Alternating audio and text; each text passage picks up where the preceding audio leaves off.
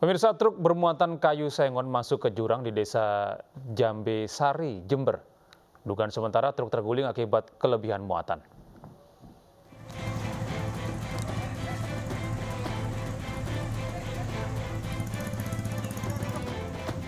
Truk bermuatan kayu sengon terguling masuk ke jurang saat melintas di jalanan sempit di desa Jambe Sari, Kecamatan Sumber Baru, Jember, Jawa Timur. Truk melaju dari arah utara ke selatan dengan muatan yang melebihi kapasitas. Warga di sekitar lokasi sempat berusaha mengevakuasi truk dengan cara manual. Beratnya muatan hingga medan yang terjal membuat evakuasi warga gagal. Truk baru berhasil dievakuasi dari jurang dengan menggunakan alat berat. Selain evakuasi truk, petugas yang datang ke TKP juga melebarkan jalan dengan memotong pohon di sekitar lokasi. Dia memuat pohon sengon, kayu sengon yang melebihi target dari truk tersebut. Sehingga ini kan jalan ini kita lihat di belakang kita, tanggal ini kan sempit akibat longsor 1 bulan yang lalu. Jadi karena muatan juga melebihi batas, hanya oleng ke kanan, hanya masuk ke jurang dekat sungai ini. Meski tidak ada korban jiwa, namun supir truk tetap akan dikenakan hukuman. Hukuman diberikan karena supir truk membawa muatan yang melebihi kapasitas. Dari Jember, Jawa Timur, Bambang Sugiarto, iNews melaporkan. Seorang wanita pengendara motor tewas usai menabrak bagian belakang truk pengangkut hebel di terowongan Cawang, Kramat Jati, Jakarta Timur. Korban menabrak truk yang tengah terparkir di tepi jalan karena mogok. Pemotor wanita ini meregang nyawa setelah menabrak bagian belakang truk pengangkut hebel di salah satu terowongan di Cawang, Kramat Jati, Jakarta Timur. Kencangnya tabrakan membuat tubuh pengemudi ini sekaligus motornya masuk ke kolong truk. Menurut informasi warga sekitar, korban yang melaju dari Jalan MT Haryono menuju Cawang diduga tak dapat mengendalikan motornya hingga menabrak truk pengangkut hebel yang parkir di pinggir jalan. Truk ini terparkir di pinggir jalan sejak Sabtu lalu setelah ditinggal supirnya karena mogok.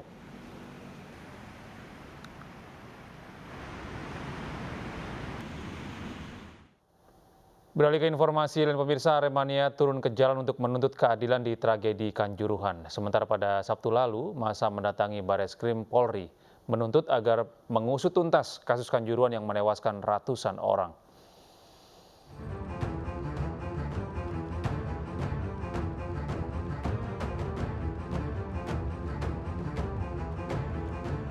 Massa dari Aremania turun ke jalan untuk menuntut keadilan. Mereka menggelar aksi dengan berjalan kaki dan membawa sejumlah atribut yang berisi tuntutan usut tuntas tragedi Kanjuruhan. Massa juga memblokir sejumlah ruas jalan di Kota Malang, Jawa Timur. Massa menilai aparat penegak hukum lamban dalam menangani tragedi Kanjuruhan yang menewaskan ratusan orang.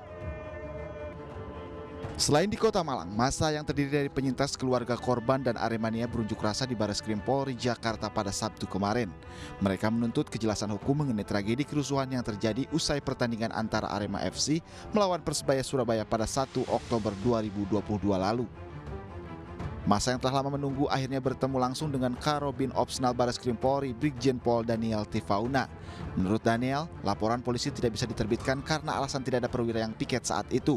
Bareskrim Polri juga menjanjikan akan menerbitkan laporan polisi korban Kanjuruhan pada Senin 21 November 2022. Intinya nanti kami akan kembali hari Senin, beliau tadi janjikan Senin jam 9 pagi ya. LP diterbitkan oleh Bareskrim Mabes Polri terhadap perkara Kanjuruhan Kabupaten Malang. Itu intinya. Sementara pada Jumat lalu sebanyak 50 orang yang terdiri dari keluarga korban dan penyintas mendatangi Bareskrim Polri pada pukul 9:30 waktu Indonesia Barat. Kuasa hukum tim gabungan Aremania mengatakan bahwa mereka membawa barang bukti berupa resume medis korban dan beberapa laporan terkait dengan kekerasan terhadap anak pada tragedi Kanjuruhan. Tim kuasa hukum gabungan Aremania juga menyebutkan dalam laporannya mantan Kapolda Jawa Timur ikut bertanggung jawab dalam tragedi Kanjuruhan. Tim Liputan iNews melaporkan. Pemerintah menetapkan status kejadian luar biasa lumpuh layu atau polio. Penetapan status KLB ini dilakukan setelah muncul kasus polio di Kabupaten Pidi, Aceh. Kementerian Kesehatan menetapkan kejadian luar biasa polio menyusul penemuan satu kasus polio tipe 2 di Aceh 8 tahun setelah Indonesia ditetapkan bebas polio oleh WHO. Pasien anak berusia 7 tahun di Kabupaten Pidi ini mengalami gejala kelumpuhan di kaki kiri. Pasien juga belum pernah divaksin.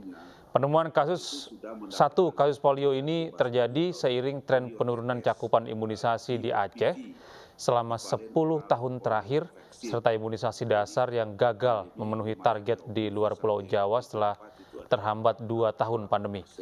Polio diakibatkan oleh virus yang menyerang sistem syaraf sehingga dapat menyebabkan kelumpuhan permanen.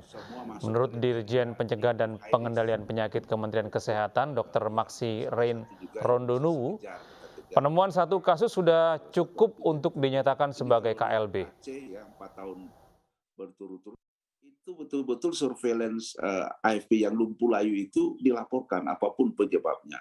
Nanti diperiksa dan kebetulan kita 2018 dapat di Papua masih tipe 1 dan 2020 ini di Aceh.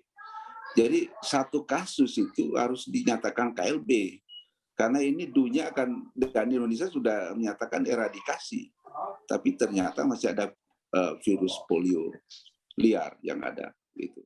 Sementara itu pemirsa, Taman Mini Indonesia Indah kembali dibuka untuk uji publik pada kemarin, Minggu 20 November 2022, ribuan masyarakat antusias mengunjungi Taman Mini Indonesia Indah, namun jumlah kunjungan masih dibatasi dengan kuota 5.000 orang per hari.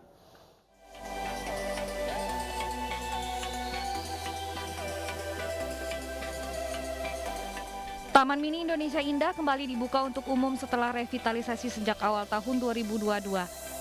Pengelola membuka Taman Mini Indonesia Indah untuk uji publik sejak pukul 6 Minggu pagi. Mereka mengarahkan pengunjung untuk masuk melalui pintu 3. Antusiasme masyarakat terhadap pembukaan operasional destinasi wisata TMII sangat tinggi. Namun, jumlah kunjungan masih dibatasi dengan kuota 5.000 orang per hari.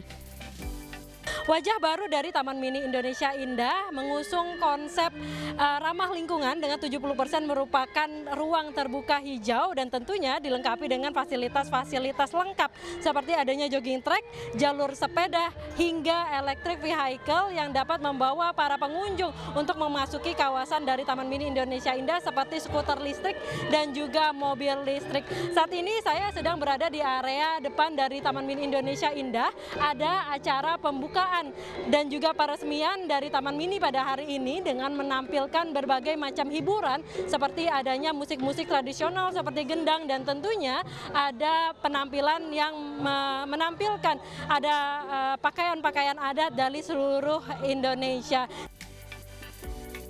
Operasional Taman Mini Indonesia Indah dibuka dari pukul 8 pagi hingga 4 sore. Masyarakat yang penasaran dan ingin melihat wajah baru Taman Mini Indonesia Indah yang mengusung tema ramah lingkungan, kini dapat membeli tiket masuk secara online melalui website www.tamanmini.com. Dari Jakarta, Tim Liputan iNews melaporkan. Beralih ke informasi lain pemirsa, sidang pleno ke-8 Muktamar Muhammadiyah menetapkan kembali Haidar Nasir menjadi Ketua Umum PP Muhammadiyah periode 2022 hingga 2027. Sementara Abdul Mukti terpilih menjadi Sekretaris Umum. Bapak Profesor Dr. Haidar Nasir ditetapkan sebagai Ketua Umum. Alhamdulillah. Tepuk tangan Muktamirin menggemuruh saat penetapan Haidar Nasir kembali menjadi Ketua Umum PP Muhammadiyah yang baru dibacakan. Keputusan dihasilkan dalam agenda rapat musyawarah pimpinan pusat Muhammadiyah dalam muktamar yang digelar di Solo, Jawa Tengah Minggu siang. Ini merupakan amanah yang kedua kalinya bagi Haidar setelah menjabat sebagai Ketua Umum Muhammadiyah periode 2015 hingga 2020. Selain memilih Haidar Nasir, muktamar kali ini juga menetapkan Abdul Mukti sebagai Sekretaris Umum PP Muhammadiyah.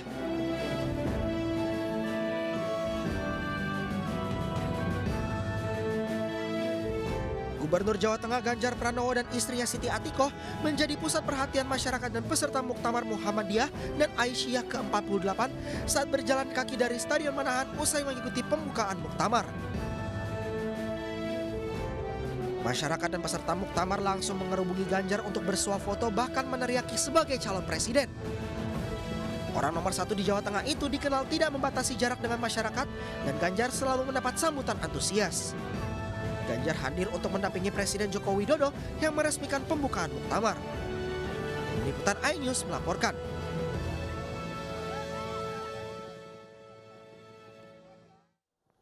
Pemirsa, jelang Pilpres 2024, ratusan warga Karawang, Jawa Barat yang tergabung dalam jaringan nasional Siliwangi memberi dukungan kepada Anies Baswedan.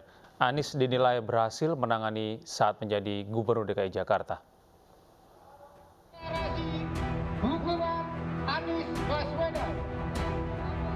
Relawan Jaringan Nasional ABW Siliwangi Karawang mendeklarasikan dukungan kepada Anies Baswedan di pemilihan presiden 2024 mendatang. Relawan Jarnas Siliwangi Karawang beranggotakan berbagai kalangan seperti petani, guru, dan tokoh agama.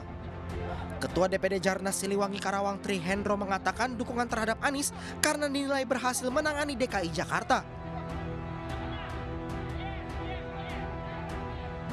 Para relawan optimis Anies Baswedan yang telah mendapat dukungan dari Partai Nasdem akan mendapat dukungan dari partai lain untuk maju pada pemilihan presiden 2024.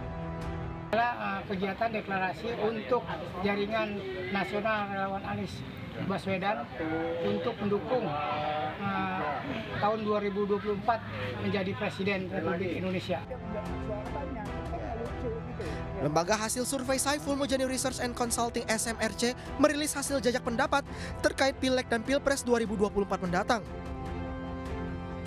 Hasilnya Golkar meraup 11% suara dalam Pileg 2024 dan menempati posisi ketiga setelah Gerindra dan PDI Perjuangan. Namun Saiful Mujani mengatakan perolehan suara Golkar semakin besar jika mengusung Ganjar Pranowo sebagai capres, yakni sekitar 17% suara pemilih. Di sisi lain, suara PDIP menjadi turun dari 25% jika Golkar mencalonkan Ganjar karena pendukung Ganjar akan beralih mendukung Golkar dalam Pileg. Kalau Ganjar yang dicalonkan oleh Golkar, ada kenaikan cukup signifikan, ya. Tadi dari berapa? 11%. Dari 11% menjadi 17%. Itu berarti kurang lebih 6% kan? Ya. Jadi Ganjar bisa menaikkan suara Golkar kalau Ganjar dicalonkan oleh Golkar. Survei SMRC menggunakan sampel 267 dari 1.220 responden sehingga margin errornya sekitar 6,1%. Tim Liputan iNews melaporkan.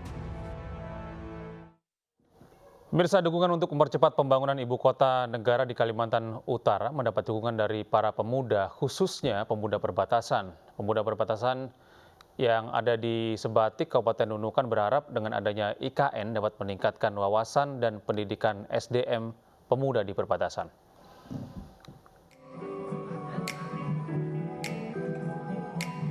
Tarian Padupa khas Bugis oleh Sanggar Hastadia menyambut kedatangan Gubernur Kalimantan Utara dan rombongan Ketua KNPI Pusat. Kehadiran gubernur ini membuka musyawarah daerah ketiga KNPI Provinsi Kalimantan Utara tahun 2022 di Pulau Sebatik, Kabupaten Nunukan.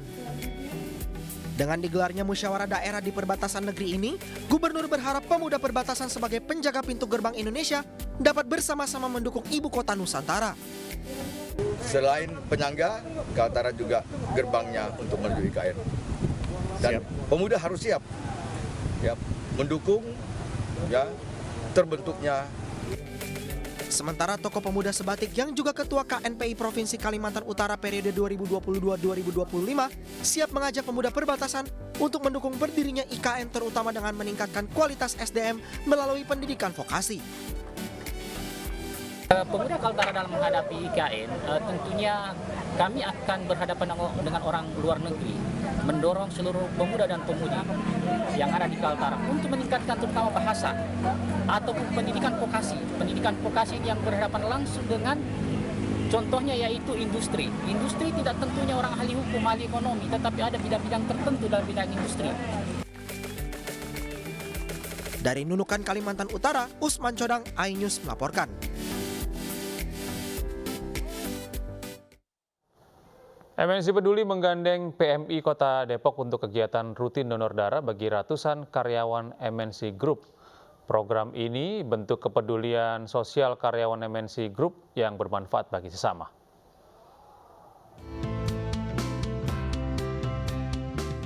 Ratusan karyawan MNC Group antusias mengikuti aksi sosial donor darah di MNC Studio Kebun Jeruk, Jakarta. Program donor darah rutin digelar setiap 2 hingga 3 bulan sekali sebagai bentuk kepedulian dari karyawan MNC Group. Waktu kita donor darah, produksinya lebih lancar, jadi lebih menyehatkan. Jadi saya mengajak teman-teman yang lain untuk berdonor dan berbakti untuk sesama. Untuk tahun ini baru 3 kali. Rutin ya Mas? Alhamdulillah. Selain buat diri saya sendiri sehat, mudah-mudahan bisa berguna. Kerjasama MNC Peduli dan PMI Kota Depok tahun kedua ini diharapkan terus berlanjut dan semakin banyak karyawan yang turut ambil bagian. Dan antusias karyawan sini setiap 3 bulan tuh makin bertambah.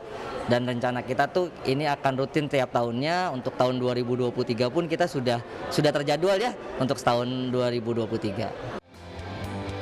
Target program donor darah karyawan MNC Group kali ini 250 kantong diharapkan dapat menambah stok darah yang menipis akibat pandemi dan akan disalurkan kepada yang membutuhkan melalui Palang Merah Indonesia.